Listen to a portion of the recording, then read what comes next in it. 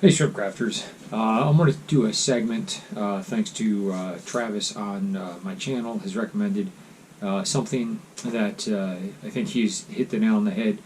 Um, how to get started in black powder. There's very few videos I think that are out there. There's some excellent videos out there, but just choosing and getting into black powder. How do you get into it? How do you pick your first gun? Do you go percussion? Do you go flintlock? All sorts of stuff. So I'm going to do a few segments. I'm going to try to keep these relatively quick, and then I'll go into some in-depth video stuff of my experiences through there. But absolute beginner, you want to get into black powder. Before you even pick a gun, before you go through all of that, pick a time period that you want to represent if you're doing it for the historical part, or pick a video that you like, something. You just got to figure out, what do you like, what do you want. Have you seen one that kind of suits your fancy? Don't worry about being historically accurate. But for me, getting into black powder, it was like a lot of the people previously to me, it was Jeremiah Johnson. It was probably the one video that stands out the most to me, with the exception of my all-time favorite movie, even though it's terrible, it doesn't follow the book at all. Last of the Mohicans, the '92 version with Daniel Day-Lewis, awesome.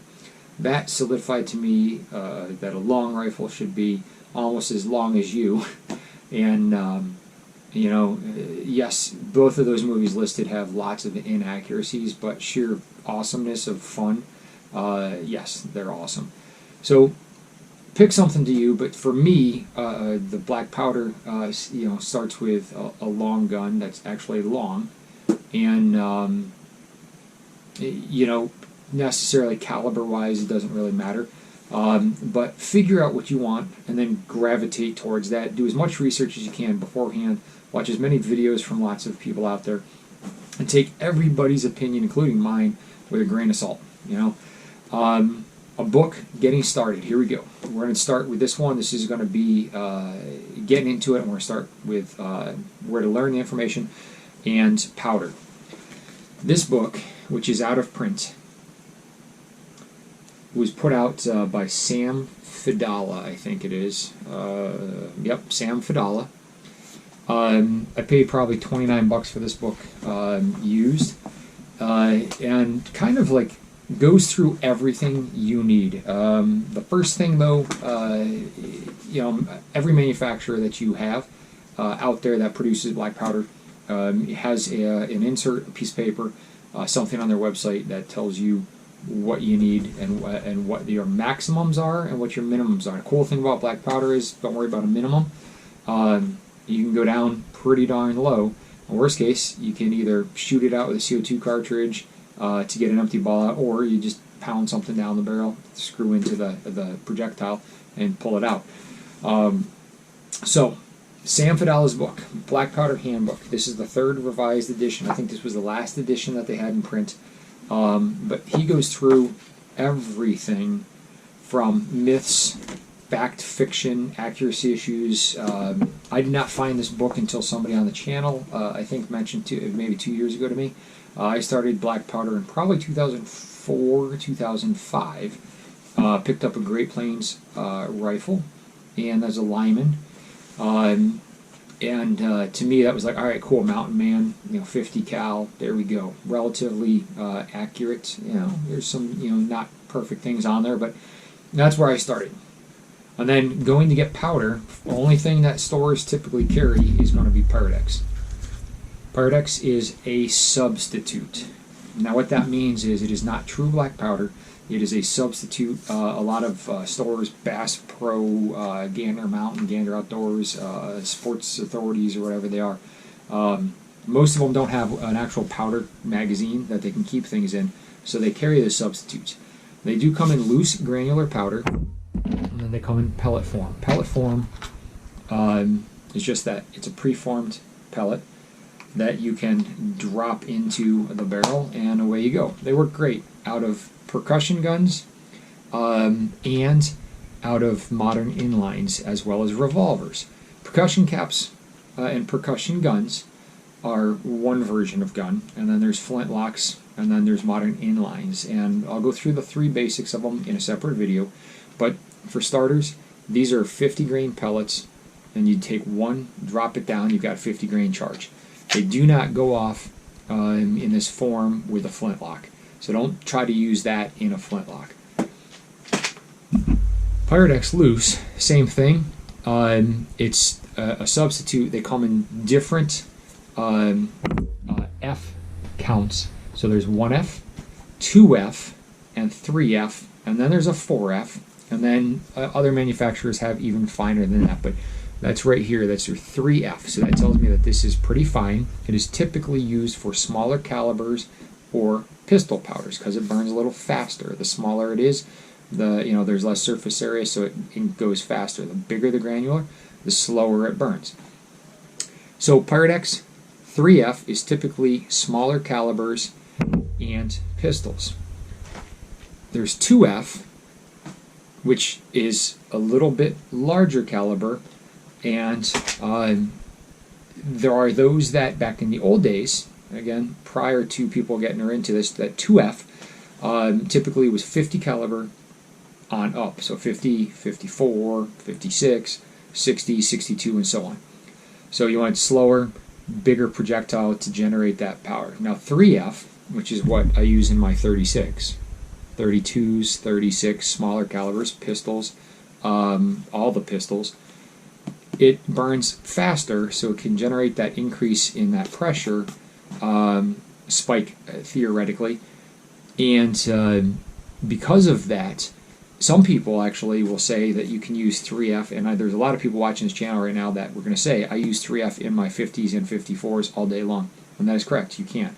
Nothing says you have to use one powder and another. What works for you might not work for somebody else.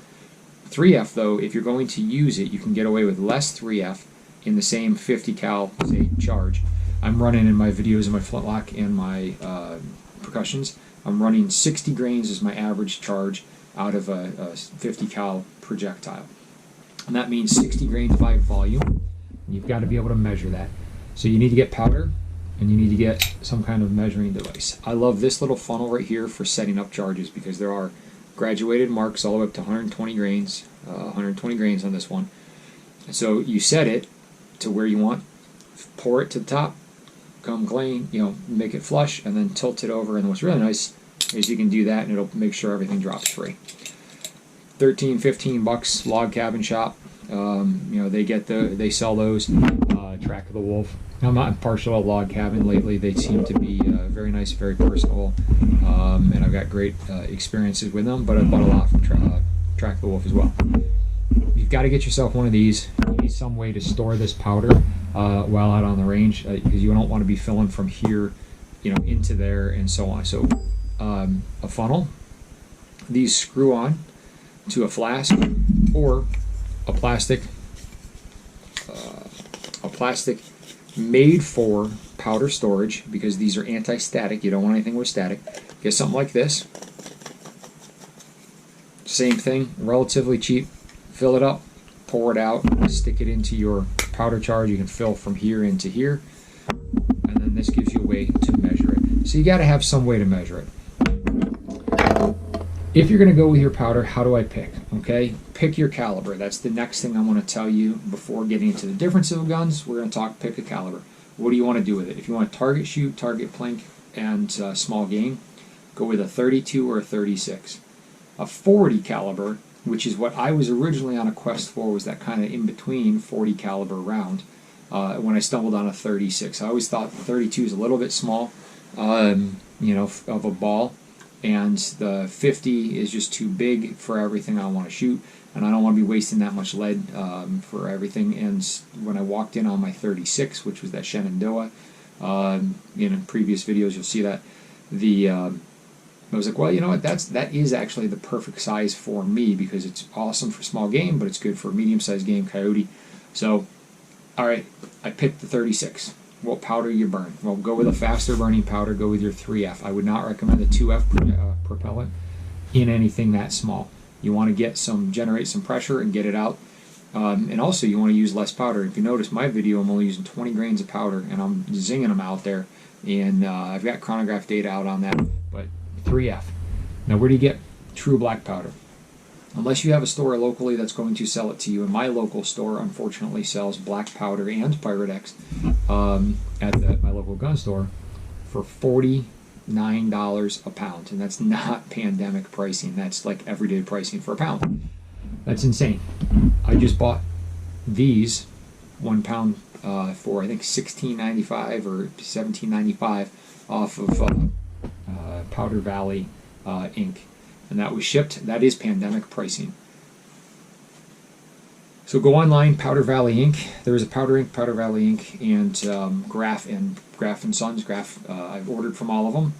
Find the best pricing, find the best volume. Obviously, you can get up to 25 pounds in one shipment times whatever it is. You usually save more money, and you save on your hazmat shipping fees. You do have to pay a hazardous material fee, typically free on some sales, all the way up to $20, whatever. Pick the powder. If you have the option, buy real black. I like it better. It burns better, and it goes off in flintlocks. It goes off in percussions. It goes off in revolvers. It goes off all across the board. And it works in inlines too. Pyrex is a little more finicky. Pyrex can be this. There's also brands called 777, similar to Pyrex, not the same thing, but it is a substitute. And then there's one called Blackthorn 209. It is not suitable to use in most of our traditional styles. It is designed to be set off by a 209 primer, which is a shot shell primer, so a modern inline. It says it right on the box. It says do not use without 209 primer. It's just very hard to ignite. You need that hotter flash. Pyrex ignites very easily. You will see me in the Sitting Fox video using Pyrex in there, and that I thought at first was having trouble burning, but it burns. I've done it out of all of my videos. It tends to be a little harder to ignite, so I highly recommend getting real black powder. If you can find it, source it, go online, load up on it. You can get 25 pounds at one time. That'll last you a long, long time. And what I would do is mix and match your case, especially if you think you're going to get into multiple calibers throughout the day or throughout your career of doing this. So I usually do 10 or 12, or 10, let's say, of 3F, 10 of 2F, and get 2 of the 4F. 4F is your priming powder. That's what goes in the flash pan, or the pan, and that's what makes that flash that gets ignited in. It's very, very fine. You'll also hear something called Swiss Null B. Swiss is the brand. Null B is just their super, super fine powder. It's very, very fast. I personally don't see a difference in Null B and 4F. When I'm shooting, I tend to see more of an issue in lock time powder and sucking in with that sort of thing, but I don't see the speed difference. It's milliseconds in what I've experienced. I like both, but you're buying half pound for $30 or whatever from Swiss, whereas you can get 1 pound of 4F for the same price as you're buying this, pretty close, 16, 18 bucks. So picking a powder is all based around the caliber. You can use 3F, and this is what's nice, you can use 3F up to 50 and 54 calibers, and you're not going to see much difference. The only thing is, back yours off. So if I'm using 2F, 60 grains, I would actually probably try, as my starting point, 50 grains of 3F to drop that pressure. Same thing with Pyrex. It burns faster, or a little bit faster, a little bit hotter. So you want to do the same thing. Scale back how much you're putting in. So starting point of Pyrex versus black powder, if I'm doing my 60 grain real black powder, I'm going to start at 50 grains of Pyrex. Again, all of that information can be found in here. This book is out of print. Don't overpay for it. It's not worth $100, but because everything in here can be found online and of actual information, but it is a nice reference point for getting into it. I highly recommend you pick it up. The other thing is look into the Lyman reloading manuals. They have casting manuals, things like that. There is data in there that will help kind of get you steered down the right path. But that's selecting a powder. Something that you do need to figure out is how to clean your powders, clean your guns, and how to patch and lube. There's a lot of things out there, but this is one product that I use because it is a black powder, gun bore cleaner and patch lube. I use this as my patch lube. It doesn't freeze up. It works great. It saturates my patches, and I can run a patch down and I can shoot all day long. And there's an older video I have of my Shenandoah with 20 shots in a row. And after the cameras went off, I still shot like another 10 or 12 rounds with no cleaning in between. I like it. It works, and it doesn't interact with the powder in terms of you know, because it is flammable. It will actually catch on fire, so it doesn't slow you down. It doesn't damp your powder. Everybody's got a recipe out there. They all work. What works for me may not work for you, but I'm going to tell you my beginner tips: real black powder, and decide on what gun looks cool.